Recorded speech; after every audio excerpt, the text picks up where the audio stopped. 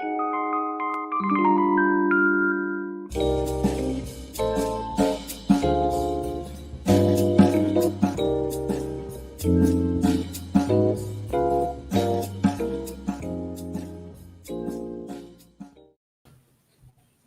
and gentlemen, it's Wednesday. We are DebateSensei.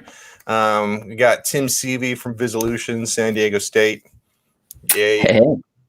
I am your debate coach, communications professor, Jared Kabika Miller. We're going to be talking about fallacies, but first, I wanted to start off by saying, like, this is the last you're going to be seeing of this big old poof right here. All right, whole throw. It's going away? This whole thing is going away. Hello, Matt Shapiro Esquire. Thank you for joining us. All right. Right on time. Yeah. So here's the deal. On Monday at noon, I'm holding a charity event. And it's for the St. Baldrick's charity. And St. Baldrick's raises money for children's cancer research. And what happens is people shave their head in solidarity.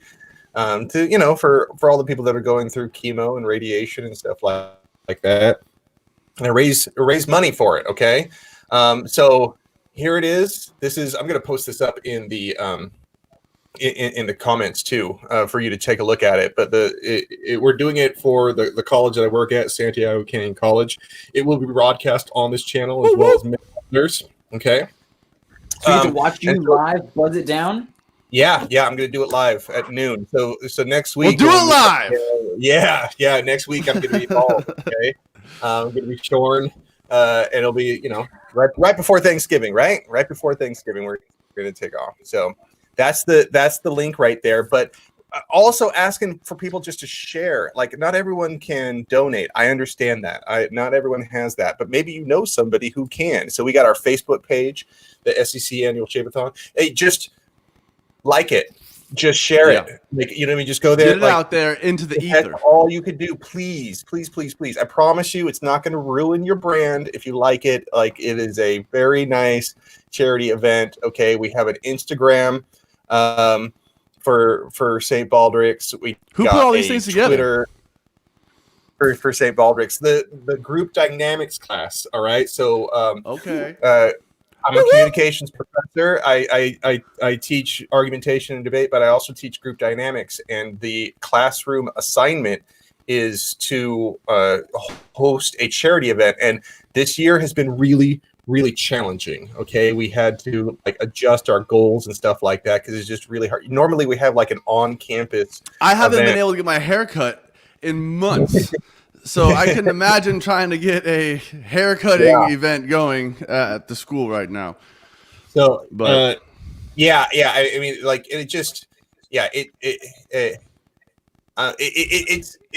it's a really nice event. I've been doing it for 12 years. I did it. Yeah, and as his student, I was in the group dynamics class, and I helped with the wellness committee, which was on the day of. I had to be the person moving all the heavy stuff and doing some stuff on that day, and it was cool, and it's something I'm really happy to be a part of in some small way now, and our company is able to still kind of be used for that reason. I mean, cancer research. Got a problem with that? Yeah. I would like you to if you just share. All right, go ahead and share if this is going on, but I'm going to look very different next week just to let everyone know. All right, and you can watch it happen live right here. We're gonna broadcast it on this channel, but we're also broadcasting on other YouTube channels and Twitch and everything like that. Okay, everyone? Awesome. All right.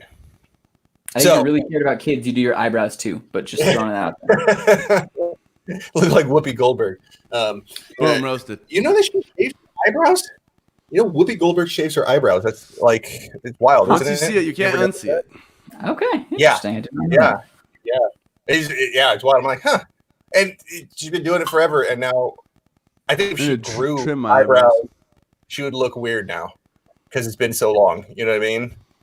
Yeah. Well, there is a rare touch of fact in this evening's conversation about logical fallacies. Yeah, that's a perfect transition right there. Yeah, there you go.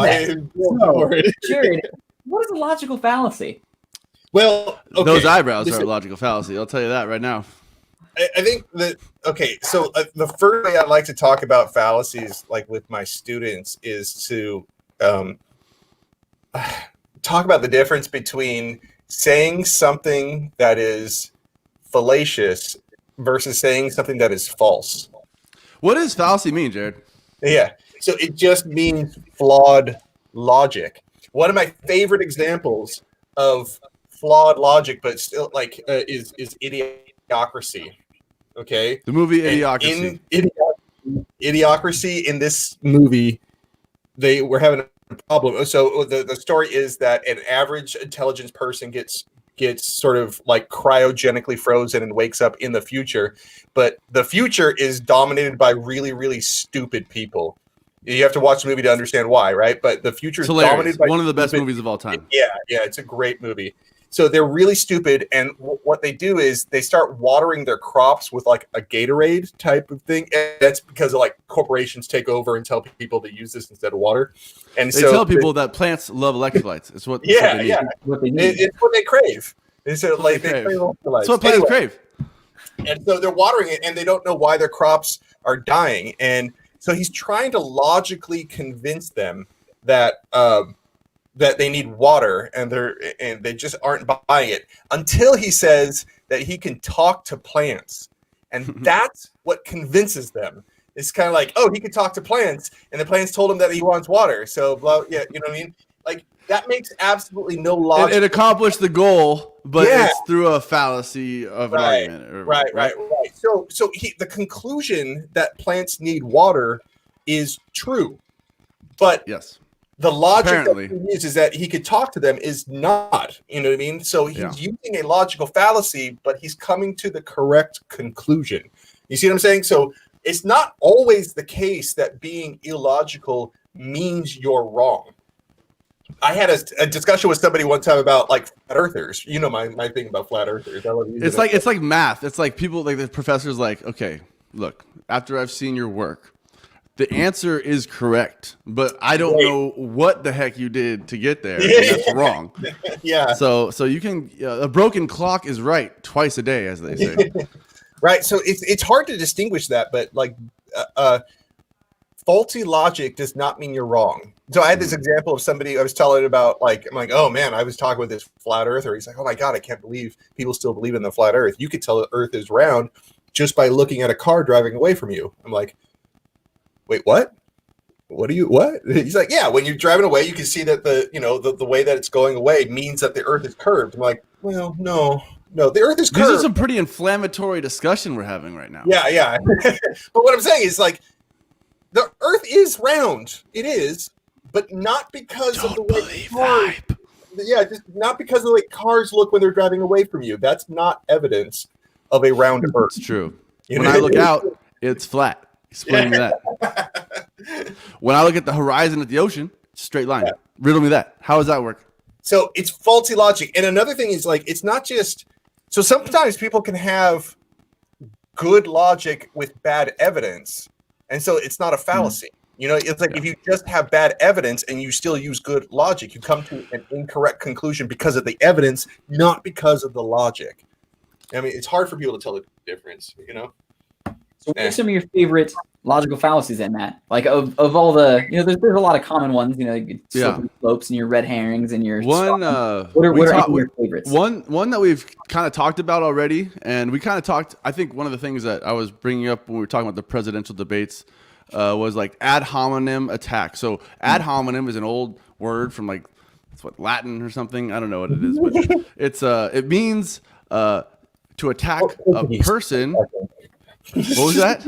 I think it's Portuguese, right? I believe that's exactly an old wooden ship. Yeah.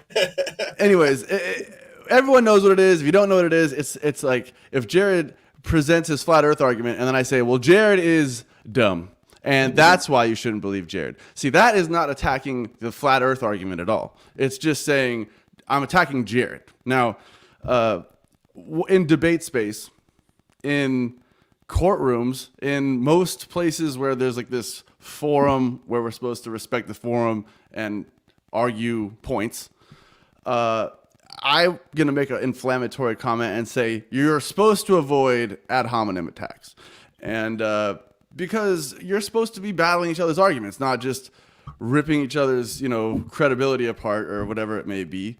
And I don't want to talk about this all night, but the point was just that in the presidential debates, I made that point where, maybe more so than in a debate round, do we care about some of the things this person might be or not be or represent personally, just because they represent the country. So it's kind of funny how an ad hominem attack is technically a fallacy, but there are maybe a fluidity in spaces where maybe it's more legitimate than others, assuming that the fallacy is true. I mean, I guess that's the last thing, but so what do you think about that? People that use ad hominem attacks are really dumb.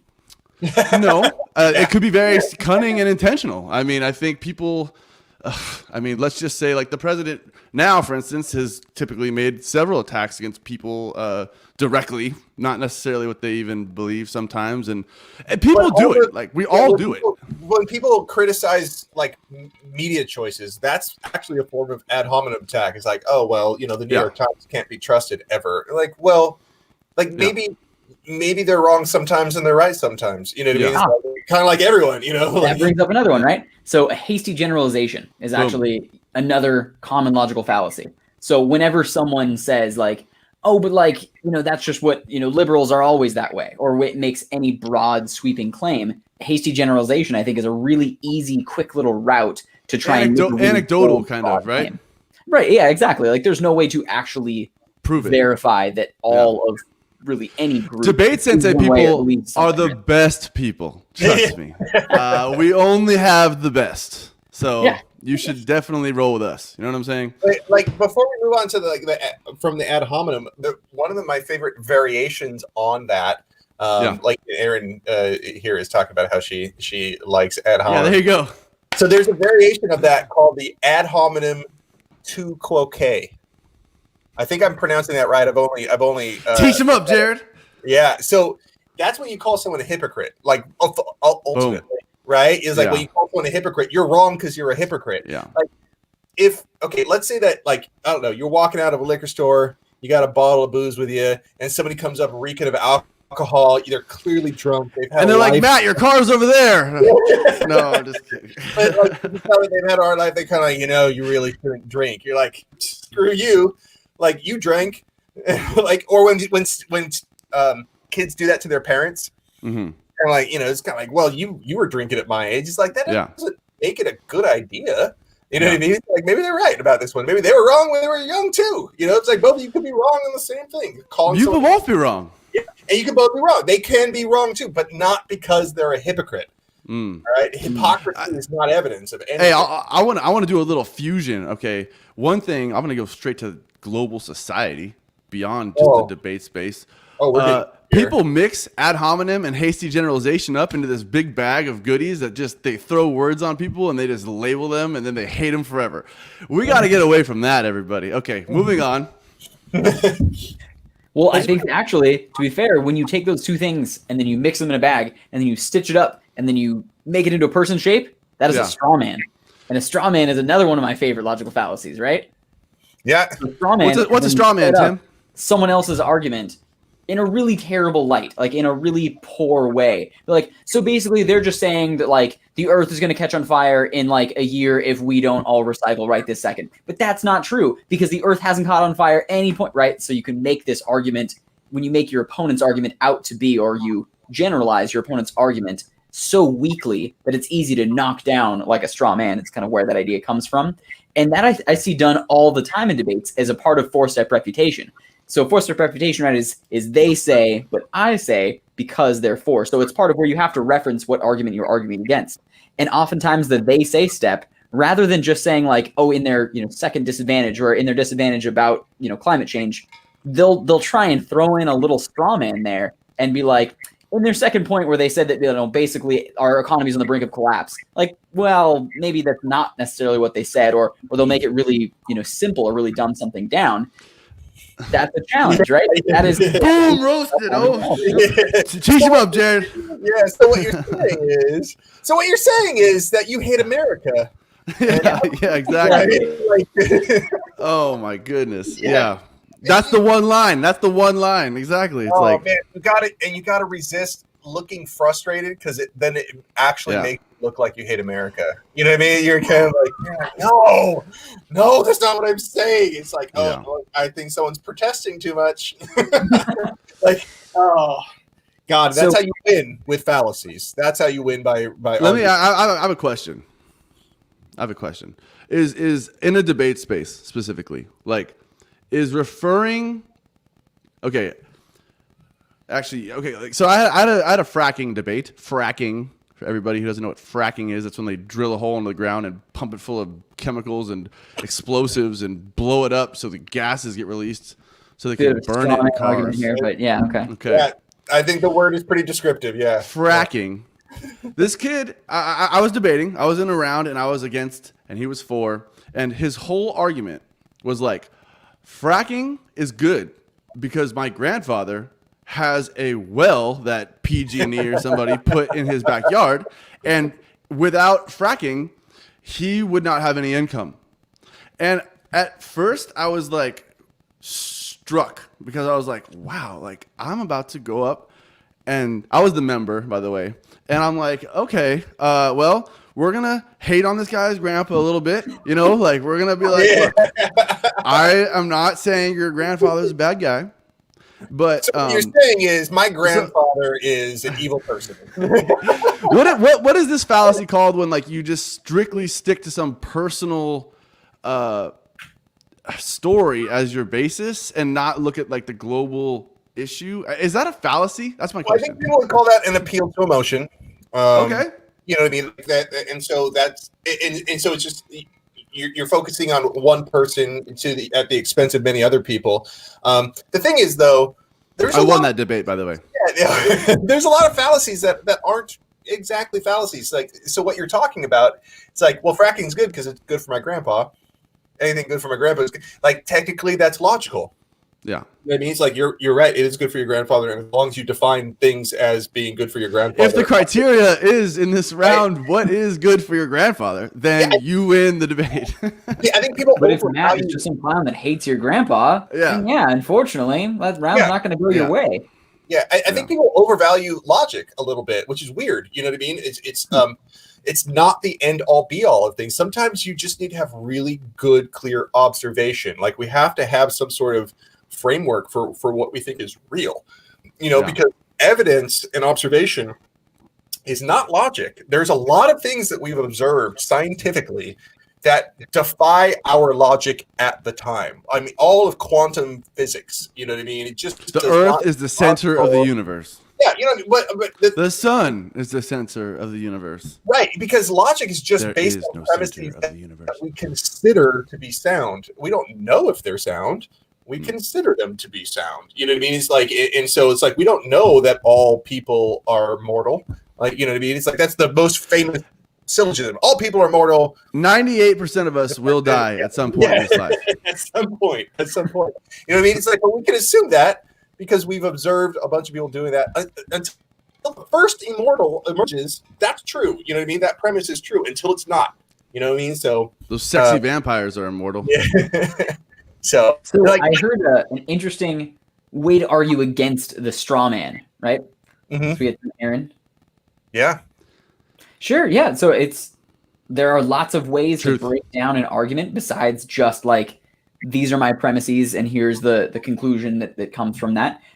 So one of those tactics, and this is, I heard about this too late in my debate career because I really like this idea. And I think it's just a useful way for even making decisions beyond just arguing. But it is the antithesis to a straw man, and it's called the steel man. And so that's what Plato would advocate for, steel manning as a kind of argument. The idea is that you give the very best possible version of the argument against which you are arguing. So you try and set it up as like the best possible thing. So assume like you're going against a competitor maybe that is just kind of newer to it, or they haven't even done as good of a job as they can, but you know that you're still on the right side. Patronize them. Give them even more. So what you're saying is, what you're trying to say is, like, actually, you said that it cost $10 million. In fact, it's $20 million, and it, cost all of these things, but here's why it's still more important or whatever. So it's giving even more credence. It's really giving give them their ground and prove why you still win. Yeah. Okay. Right. Yeah. I like that. Now that's more of a tactic necessarily than a fallacy. Hey, one reminder. It's kind of a response too. So like if the other side is strawmanning the whole way around, be like, okay, so they point like I find it as a good like judo turn to a strawman. So if the other side is giving you a bunch of these like just mischaracterizations of your argument, be like, okay, so they've really like broadened down my argument and watered it down. Meanwhile, so for the other side, if you do the opposite, I think that's extra strong who your judge, right? Like they see that you are making, it's kind of to our strategic concessions point that we had a couple weeks ago, that you are seeing the whole argument, that you are not just ignoring all contrary evidence and only looking at your side. You're genuinely evaluating the best version of both arguments and still coming to your conclusion. I think that's a lot more persuasive than a strawman argument. Yeah. Or strawman hey, fallacy. Just a really quick reminder, on Monday, St. Baldrick's event, I'm going to be shaving my head for charity. Please go to this website, make some donations. That would be awesome. Share it with other people. Anyways, also, so one thing I wanted to talk about before we run out of time, though, is not just what are fallacies, but how do you use your knowledge of fallacies in debate? Call them out. Yeah, calling them out, right. But how do you call them out? And Tim already touched upon this. I don't see enough people just integrating fallacies into their 4-point refutation. Remember, 4-point refutation, they say, I say, because, therefore. They say, you repeat their argument. I say that's this fallacy. You name the fallacy. And you say because, and then you explain why it's a fallacy. It's so simple that it seems, like less than that. So, but it's pure defense, in my opinion. You know what I mean? When you point out a logical fallacy, it's like that. It's not necessarily true. That's right, Aaron.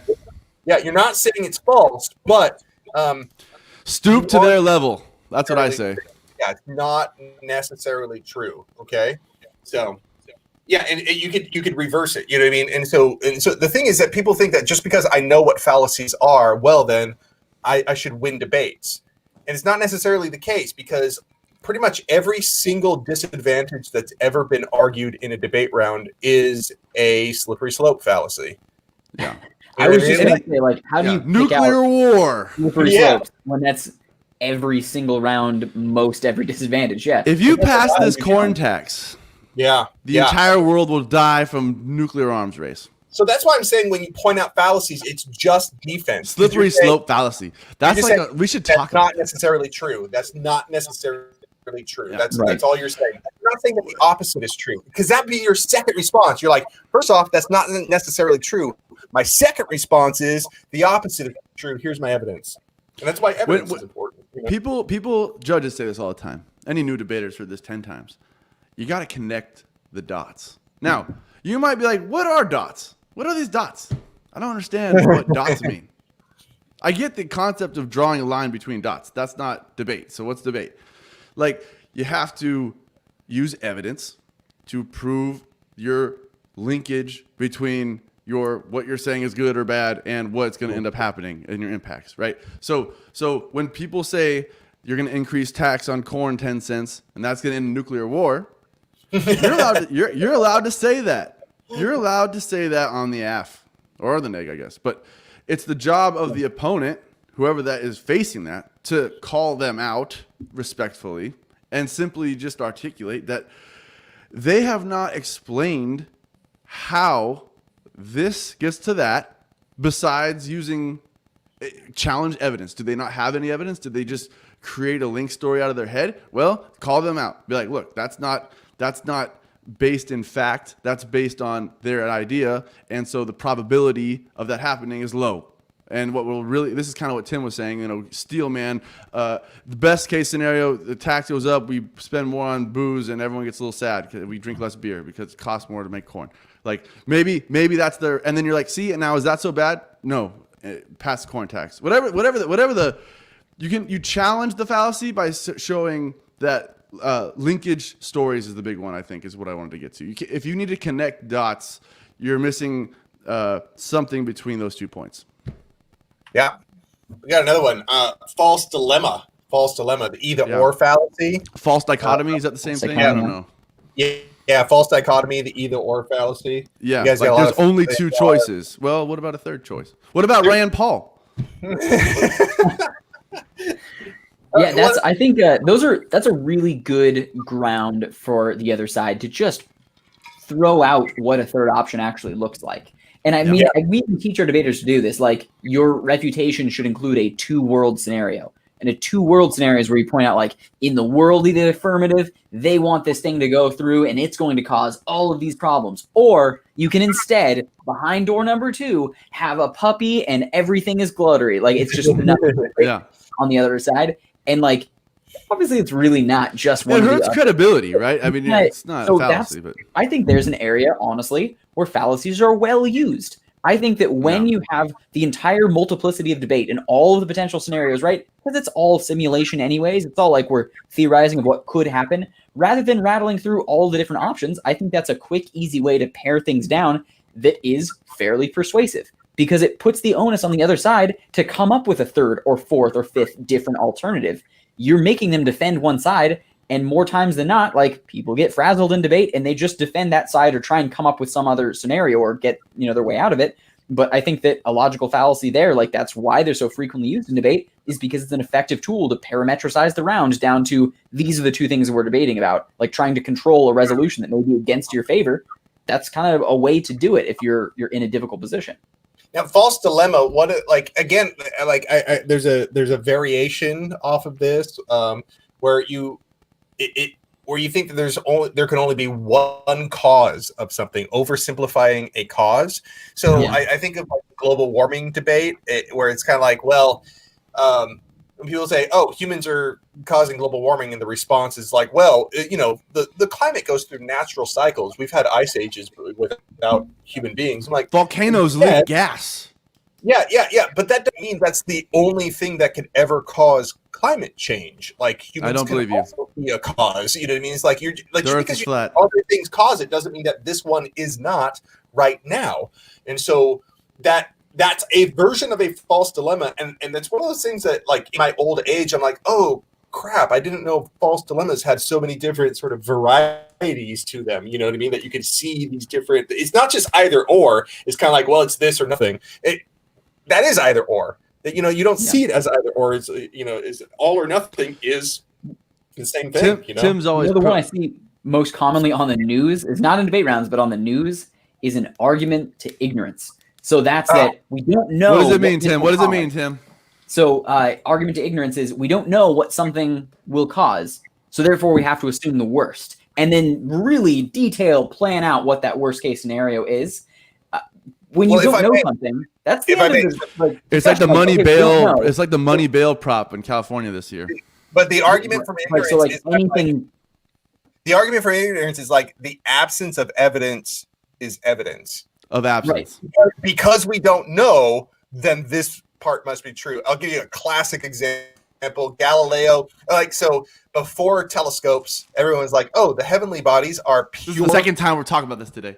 The pure spherical bodies, right? Like they're pure. And then Galileo developed a telescope, looks, he's like, well, the moon is really, really bumpy. And the response to that from all the, theologians and stuff, it's kind of like, no, it's covered in a perfectly clear, perfectly spherical thing that you can't see and we can't measure. And it's like, well, hell, you know what I mean? Like, how do you know that? Like, it's like, well, you don't have evidence that it isn't covered in this special perfect material, so it must be. Yeah. Like, oh god. So arguments to ignorance, I think, are the easiest to play on news because you can fill in the blank with whatever boogeyman you want. Like whatever the scariest, bloodiest story is that you can make up, or like the worst case scenario, like in presidential debates, that happened a lot too, of like whatever the worst case possible scenario on the other side, you get to just fill in those gaps because we don't know. So therefore, it's probably going to be this thing because, like, hey, there's no way of knowing, and therefore, like, we have to, plan for all these. And I think that becomes really messy of like fitting evidence that you just want to fit, or fitting an idea that you want to fit just because we don't have the piece that comes to that conclusion. And it's more satisfying to the human brain, right? Because like we want answers to things. We want evidence. So when we don't have evidence for something, we'll seek it out, or we'll try and find some logical, flip to make it the way that we want it to be. And that's, I think, a commonly misused one in mass media. Everyone go out and use more fallacies with your friends.